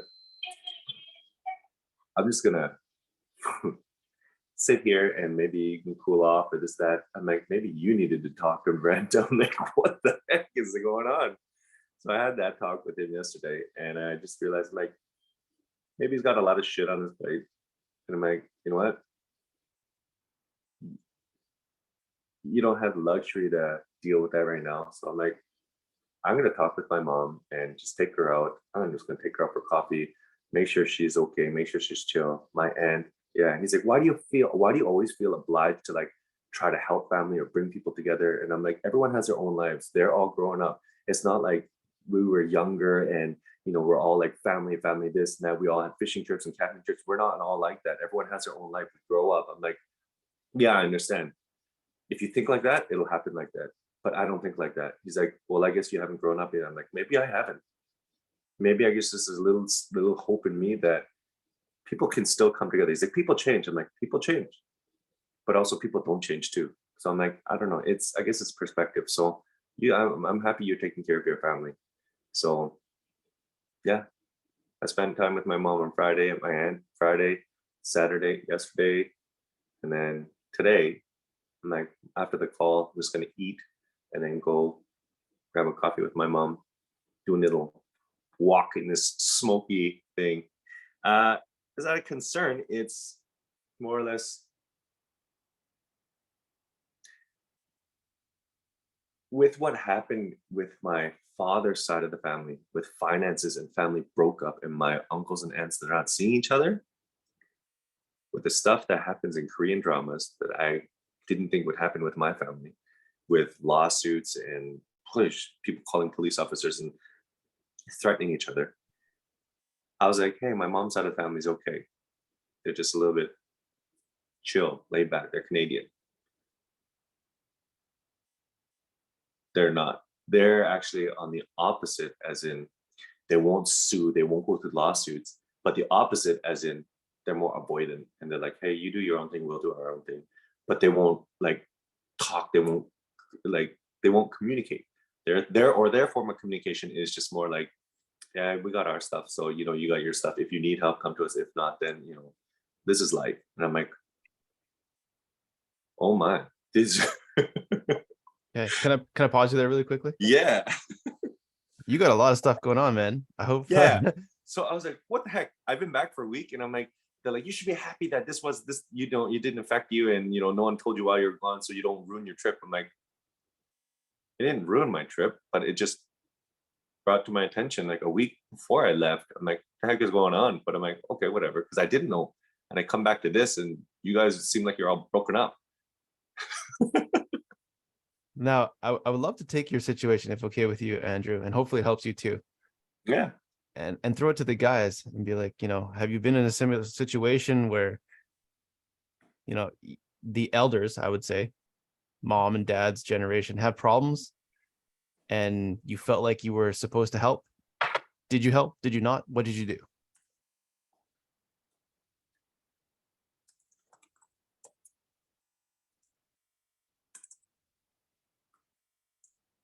I'm happy to start. So me, I have 3 kids. I have my own life, and I resonate with what your cousin is saying, Andrew. You know, you don't, people understand differently when they have kids because their lives are super fucking busy. Mhm. However, I'm like you too, where if something's going on with the family, I will make the time to address it, help, and offer my support if they want it, but only if they want it. You know, many times I've tried to butt in and it was unsolicited help. Let's put it that way. Yeah. It's like, fuck off, you know, like we got this. We're adults. We can handle it. Okay. I won't help then. Yes, I really like that part because when I talked to my cousin about that, he's like, "Yeah," I was just like, "Hey, mom, what's going on? You know, I hope everything's going." She's like, "No, no, it's okay." And you know, my sister brought that up. She's like, "You and Adrian are the sons of the family, the golden child, and the sons and the parents and the moms. They don't want to bother you, so they're always going to say it's okay. But when they talk to us, they're always stressed and this and that." And you know, I'm like, so Adrian's like, I already heard. He's like, I already asked my mom. And she said, okay, so you know, she doesn't want the help, she doesn't need the help, then why do I have to go and bother her? Like I'm butting in more than she wants to. And I'm like, you never thought of her not telling you that because she doesn't want to bother you or burden you with anything? He's like, no, because if she wants help, she would tell me. Just like me. If I need the help, I would tell you, but I don't burden anyone like that. I'm like, Have okay. you talked to mom about it? No. Part of me is just I'm like, should I just get my mom out of there and just be like, Mom, you could be with me? But I thought about it, I'm like, no, because my aunt is stressed and my mom is stressed. I'm like, let them be together. And I'm like, maybe I should word it differently. Like, Mom and Aunt, can you guys come over like and help me cook or make me some food rather than like, hey, can you come over here and you can sit here and get the hell out of that situation kind of thing. Yeah. I mean, Yeah. addressing issues head on may not be the best approach every single time. And creating an opportunity, like an open space for your mom and aunt to talk, I think that's one idea. There's one instance when we were trying to talk. There's more the ICBC thing that going up. I haven't talked about the family because I haven't met my cousin or any of that. I haven't seen anyone since I've been back. However, it's just they don't want to bring it up or this or that. And they're talking about camping. They're like, are you going to go camping too? My mom said that. And I'm like, no. Like, who's going camping? She's like, oh, Nicole's going camping. Nicole, my sister. And I'm like, is she going by herself or is she going with, you know, my cousins, Peter and Sam? She's like, and my mom's like, I don't know. I didn't ask who she's going with. I'm like, why would you lie to my face? It just seems like my mom's like avoiding. She's like, oh, I don't know. She's going camping. Like, I just want to know if you were going. I'm like, and I messaged my sister. I'm like, does mom know that you're going camping with Sandra and Peter or you are going by yourself? She knows. And I'm like, so why she lie to me? And she's like, I don't know. Maybe she just doesn't want to create any conflict or you know, blowing up on her, this or that. Or I'm like, I'm not going to blow up on her because of that. I'm just more frustrated that she lied to me saying that she didn't know. I wonder if you're able to have that open conversation with mom and be like, why'd you do this? And why don't you tell me straight up? I would. Yeah. And I do. I have conversations with her. When I just go straight on. I'm just like, why didn't you tell me? Why'd you lie about this? And she's like, I did. Oh, well, sometimes I do. Sometimes I'm like, I don't remember. I'm just like, what do you mean you don't remember? I'm like, I don't want to. Man, you know, this is why I'm afraid of marrying someone. Like, I'm like, what if I marry someone like you? That's crazy. If someone's like, well, I don't remember what I did, I'd flip. I'm like, yeah, just because you're my mom. I'm like, oh my gosh. Dad's stressed because of you. Like, who the hell does that? You know, it happens more often than you think, man. It happens in my family too. So selective memory and Alzheimer's. Yeah. Yeah, it happens. Yeah. So I'm being cognizant of time here. That was 15 minutes, Andrew. Is there anything we can do to help you, my friend? No, it's just me venting Okay. and me just getting things in order and priorities and just realizing, you know what, family, you know, you have your own thing, you have your own shit. Sorry, excuse my language, but you have your own stuff to go through and you have your own dependents families. And I don't. I would I would like to have kids, and I would like to say, I'm grateful that I am able to spend that time with my mom and my dad, have that luxury to go overseas and spend more time with them. Because I know if I did have kids or a wife, then it would be a different story. Yeah. So I'm grateful for that, and yeah, doing the much I can today too. So happy to see you guys too. Thank you. And Yeah. Jack and Ed, just so you guys know, that's sometimes what we do here. Come and vent, get some ideas off our chest, and through all that thickness and chaos, the order kind of sets in. So, Andrew, you always know we're here to support you, man, if you need anything. Absolutely. Okay, cool. Thank you. I'm complete. All right. Foot, I don't, is that Clement in the blurry background? I don't know, but Foot, you want to go next? Sure, I don't really have a lot today. I think it's more of just an update. So finally resolved the shareholder thing. Yeah. Annoying. So you want to give Ed and Jack a quick. Sure, I'll give you context. I started a business, my storage business, with 4 people, with ex-coworkers, probably around 5 years ago. We already bought one of them out after 1 year in because he had to move back to Australia. And then right now there's a little bit of a back and forth with one of the other partners. And the reason is he has Parkinson's, and it's advanced to a point where he doesn't feel comfortable to work, and like emotionally and physically not there to actually help with the business. So there was a lot of we raised money last year for a round of investment, and by doing that, the value of our company is now worth in the millions of dollars. And he wants out, but if we were to actually buy him out with cash, then our company would go broke. So we weren't able to do that. So at least we've now negotiated it to a point where he becomes now not executive director, just like non-voting shares converted, and then can just be on the sidelines with his shareholdings. And then myself and the remaining business partner, we're gonna take the reins on it. And since we all have equal equity, we're now going to be paying ourselves through the company. So I think it's kind of like a win-win situation now, where it's like the incentive is for us to sell the company, within the next like 3 to 8 years. And so he'll get his payout when we sell. And then in the meantime, myself and Brad, my other business partner, will get paid for our ongoing work, which previously we didn't pay ourselves because we were just reinvesting in the business. So yeah, that's like my update. So it'll be good. Nice. Yeah. So after spending tens of thousands in legal fees, but good. Ed, you're in finance. Have you dealt with something similar like this? No, this is like complete. I do more like corporate finance, so like FP&A planning. Probably after a few years, when Alex needs a finance team, then I'll probably be able to help. But this is like very beginning stages. So hey, that's cool, man. It's really exciting stuff, though. Yeah, it's a learn as you go thing. Like my experience is in finance as well. So I did equity research before, and then I moved into real estate because it's a lot easier to value real estate than to business. But somehow fell into doing my own business.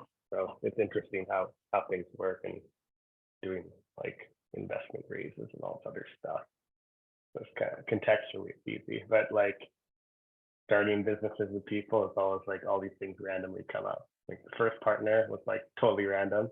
Like when he's like, oh, at that time, it was like we were all had like a strategic plan of like, okay, 5 years we're gonna grow to, have like 500 units under management, 500 to 600 units under management. And that was a strategic plan. And like a year later, like he was like, so my long-term girlfriend he's Australian, said that she wants to move back to Australia. If not, we're going to break up. So see you guys. Well, that's what happened. And we just had to figure out how to buy him out, etc. And then this situation came up as well. So it's kind of like you don't really see it coming. Can't really plan for these things. Very much like having a baby, Ed. As much as you want to plan, I'm sorry, man. You just got to roll with it and do as best as you can. And I think that's it. You know, always give your best, and that's the best you can do. Not much else. Huh. Yeah, that's all I got for update. I don't really have anything today. Cool. I mean, Jack was talking about side hustles, making extra income. Ed is, you know, obviously preparing for a kid. I don't know if Ed, are you looking for extra income? No. I mean, I'm just trying to like. I'm always looking for extra income, though, you know. But like, just for now, I just probably try to focus like on the current career, you know. So, you know, there's no one between me and the CFO. So hopefully, you know, maybe a promotion or something, you know, is what I try to focus on right now. Okay, cool. I mean, I know, Alex, your history in a bit, you know, side hustles and whatnot. What has worked for you, man? Maybe it'll help Jack. I mean, there's a lot. Like, I mean, I think there's two ways to look at this. Like, one is reducing your current outflow. So creating actual budget of what you're spending and itemize and what you can save on. Like, this goes on to like deals, like, you know, you're like, if you know, for example, you need to buy, I don't know, 200 diapers a week. I don't know how many diapers kids have, right? And then there's like some deal for diapers. Maybe it makes sense for you to stockpile on diapers and spend now and then not spend later so you can save in the long run. In terms of like extra income, I've done a lot. So I had a lot of businesses, but businesses require a lot of capital. So you'd have to throw in money for that. And whether you sink or swim is, you don't know. I've done a lot of freelancing as well. I've done freelancing on sites like Upwork and Fiverr. So it depends on like what skill set you can apply.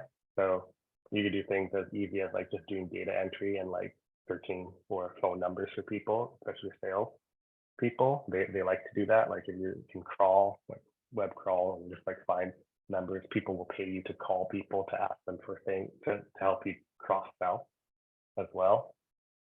For me personally, I've done things like real estate valuation and like, you know, like consolidation of like financial plans and whatever. Like, I've done that on Upwork and that pays a lot. I've done things on Fiverr for fun, where for like, I know how to like do like basic graphic design, web design, stuff like that, as well as code Python. So I've done that as well on Fiverr, just to like, you know, it'll help me learn my, like, enhance my skills as well as get paid for it. At the same time, you have to like look at it. Those are things that, like, I think if you go onto like those types of websites that you can apply for gigs and like those jobs, and you could do it on your own time and remotely. It doesn't really require a lot of capital other than just having internet and a laptop, right, or a computer. But yeah, great ideas. Jack, I know you're into cooking, so I do YouTube myself, and that's maybe something I actually created a channel for my wife. She did some Thai cooking there too. For the YouTube efforts, I think the first year I did it, I made an extra 15K. Wow. 10K, yeah. And this was with less than 100 subscribers. Really? Yeah. I would like to do that. For So, sure. Like, for Alexa, thank you for your advice though. Like, this is the situation that I don't have. Is the you know, I'm always step behind you guys because, you know, all the languages and education and all those kind of stuff. So like that is kind of thing that I need, in my life just to step a little bit more forward. Right. So like I've been trying my best all my life. Like since I came to Canada, I do work myself. No support, only me. So like I appreciate all your advice. But yeah. The greatest thing about this group, is you can go through life making mistakes and learning from them.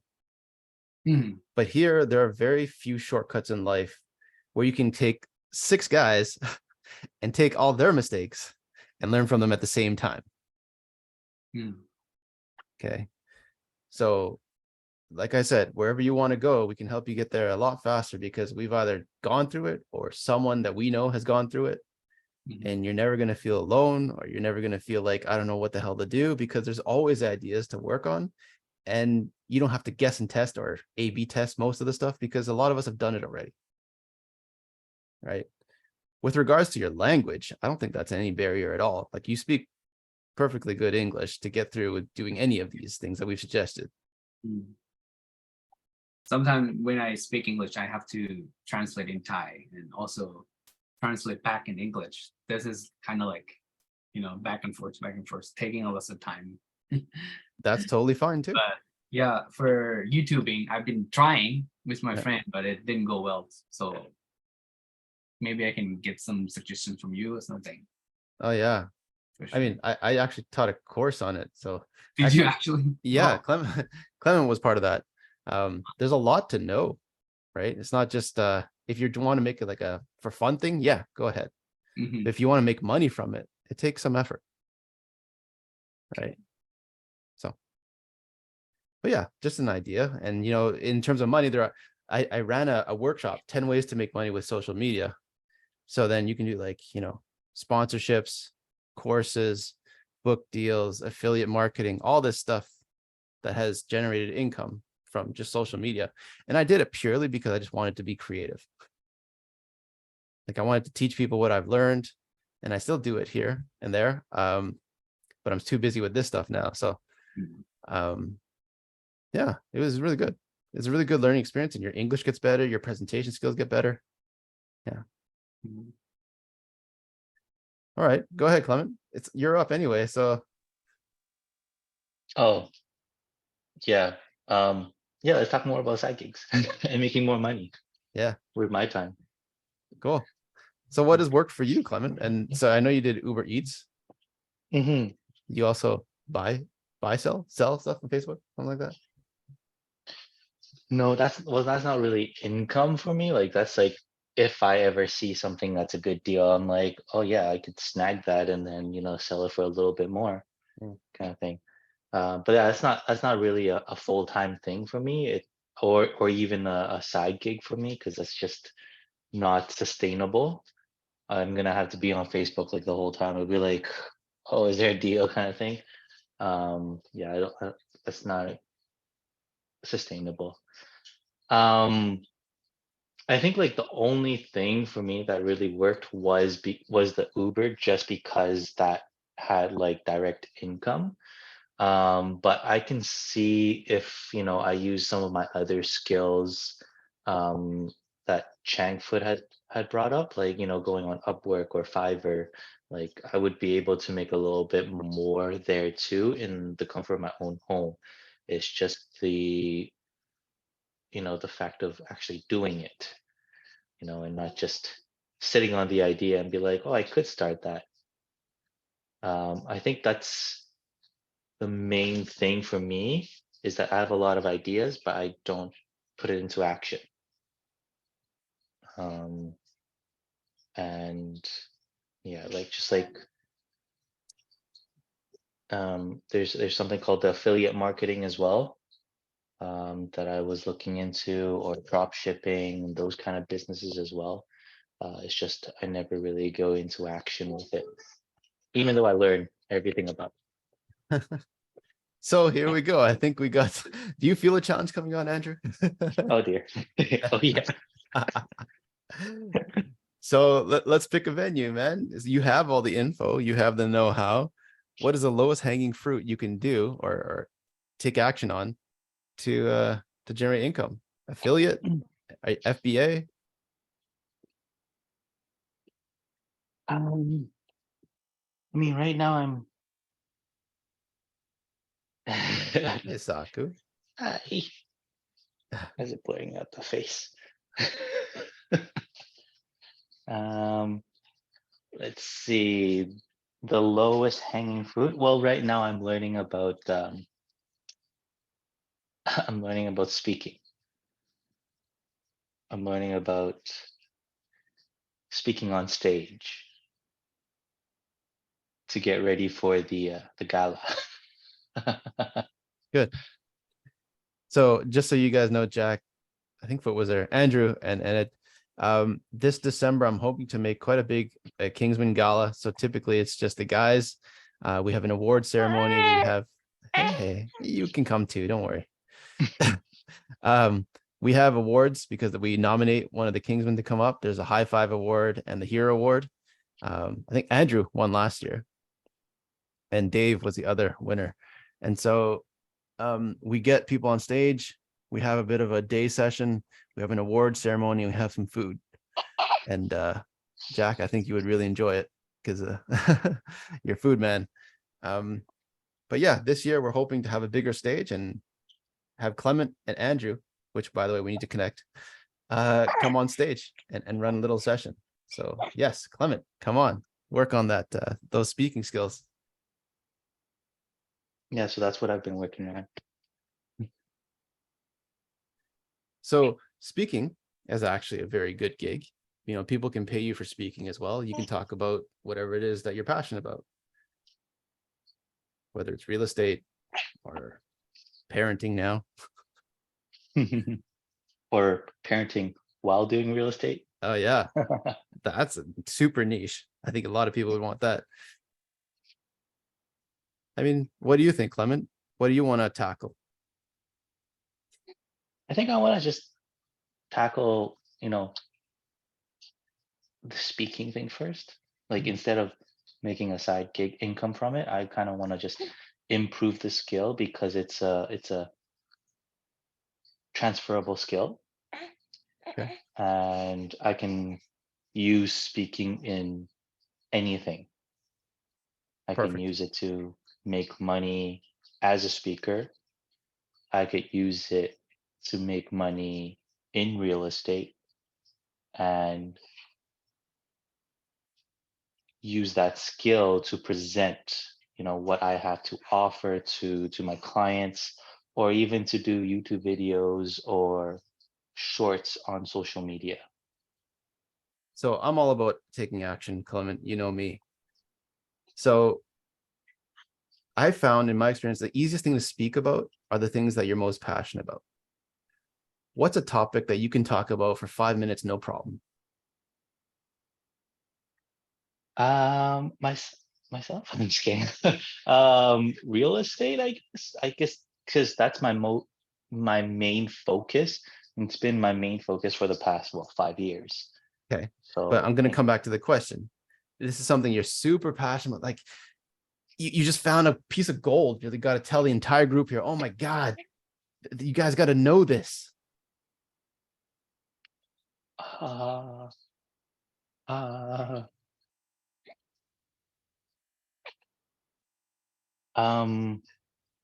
It could be real estate. I just got to know this. The joy of being a father. Okay, perfect. So let's use this last 5 minutes we have of the call. And I want you to run us through the joys of being a father. And this is your speaking stage right here. You got a good crew of good 5, 6, including Saku. Well, this is going to be hard.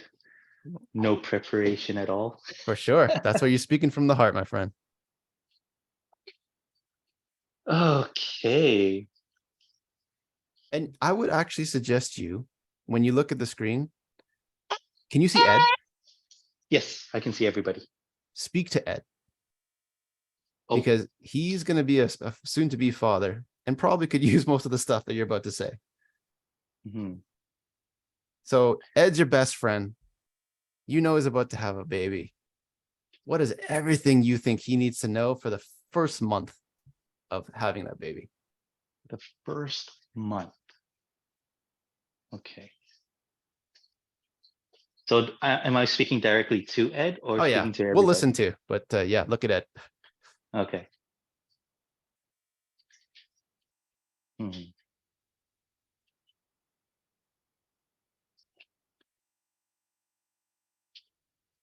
Hey Ed, how's it going?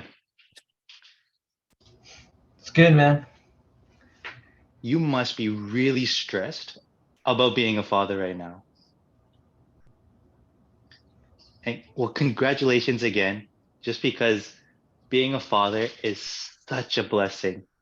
It's so great. It's very stressful, of course. It's very time consuming. It's going to drain your wallet, but Can I return it now? No. but the joy of the process is amazing.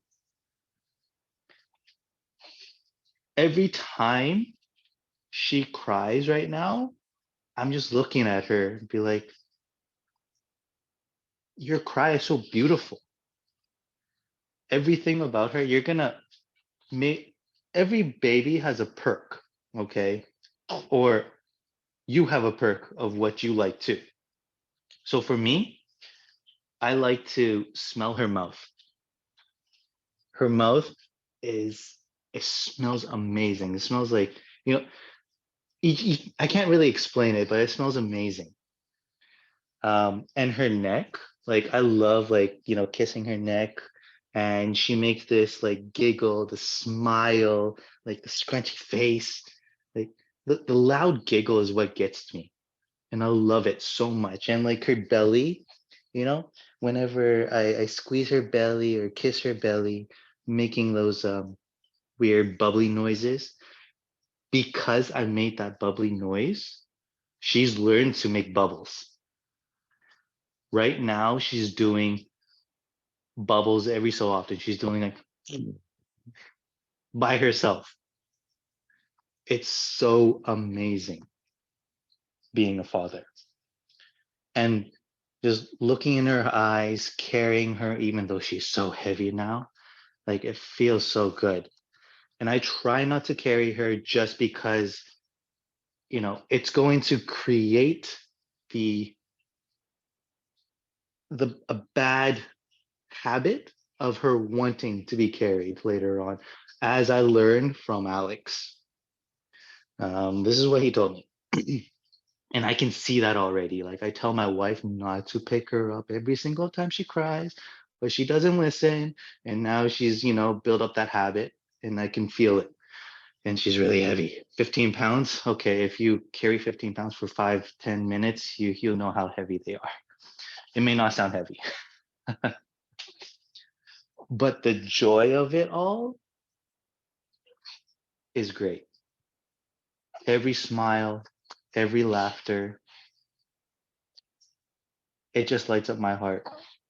I come home every day from work, stressed, talking with clients, you know, I feel that my life changes right in front of her. And I hope you feel the same too. That's time. Good job. Was that exactly 5 minutes? Oh, that is. Very good. Very good. Yeah. So you got a glimpse into Clement's fatherhood life, Ed. I'm really excited for you, man.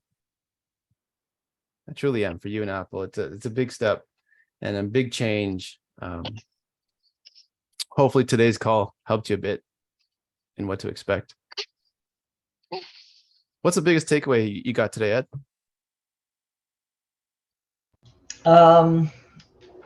Because it's okay not to know everything, right? You know, a bad plan is better than no plan. And you know, all of the, you know, the time and the the spending and the hard work will eventually all pay off. Yeah, nice. I'm gonna kick it off to you, Jack. And we covered a lot of stuff today. What's the biggest takeaway for you, my friend? Don't know what to say. I learned a lot. I really like this meeting very much. Because when I when I heard from Kellerman, I was just wondering what this is, right? And yeah, I like it when like I get to talk to people and they get some answer from me, and I get some help from you guys, and really more help in the futures. Really appreciate it. Okay, you got it. Well, on behalf of the Kingsmen, I want to thank you guys for coming today. It was really great getting to know you better, and hopefully see you in future calls. Yeah, do you guys have anything you want to tell them?